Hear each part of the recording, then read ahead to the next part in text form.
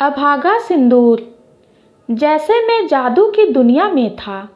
मेरा पूरा कमरा और कपड़े बिस्तर सब व्यवस्थित मिलता था स्कूल से आने के बाद।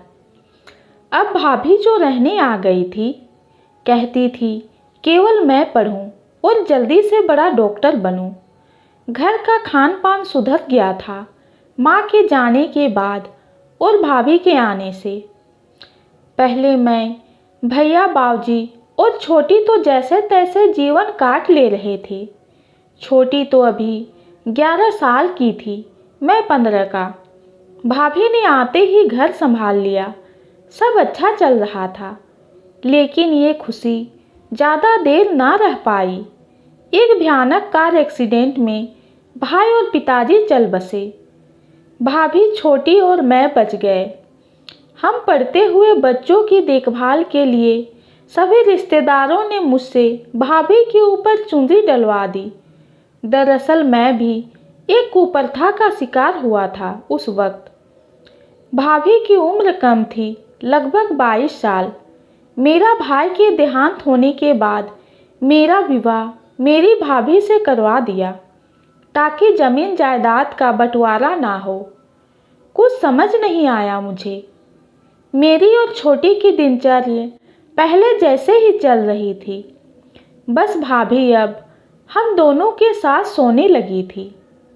अक्सर वो मेरी और छोटी दोनों के सोने के बाद हमारे सर पर हाथ फेरते हुए बिना बोलों के साथ समुंदर पार के गुड़ियों के बाजार से एक फिल्मी लोरी गाती थी। जिंदगी यंत्रवत चल रही थी। लगभग 1 साल बाद मेरा 5 साल के लिए डॉक्टरी में सिलेक्शन हो गया। मैं गांव से हॉस्टल आ गया। साल में एक बार मैं गांव जाता था, पर भाभी के लिए कोई भाव नहीं थे। तब डॉक्टर बनने के बाद तुरंत पोस्टिंग मिल जाती थी। मुझे भी पहली पोस्टिंग मिली।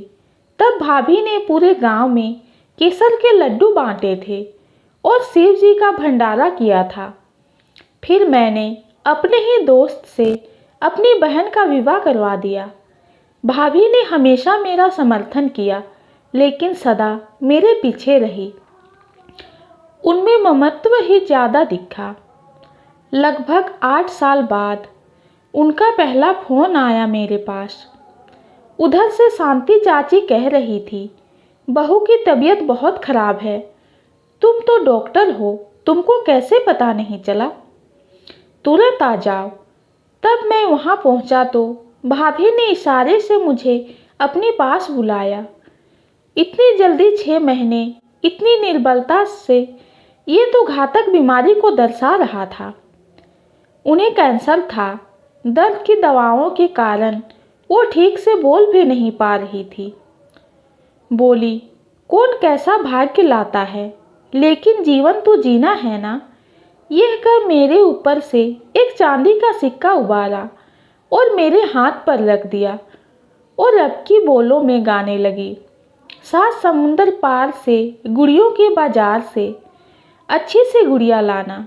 ये गाकर उन्होंने हमेशा के लिए अपनी आंखें बंद कर ली। तब पता चला जो सज़ा मैं भुगत रहा था उससे कई गुना सज़ा तो भाभी ने भोगा था और निभाया था। शांति चाची सिंदूर की डिबिया ले आई।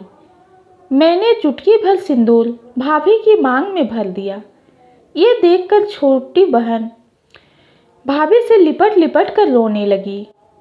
ये छोटी सी कहानी आपको कैसी लगी कमेंट में ज़रूर बताइए। कहानी पसंद आती है तो चैनल को लाइक और सब्सक्राइब कीजिए। कहानी सुनने के लिए आपका धन्यवाद।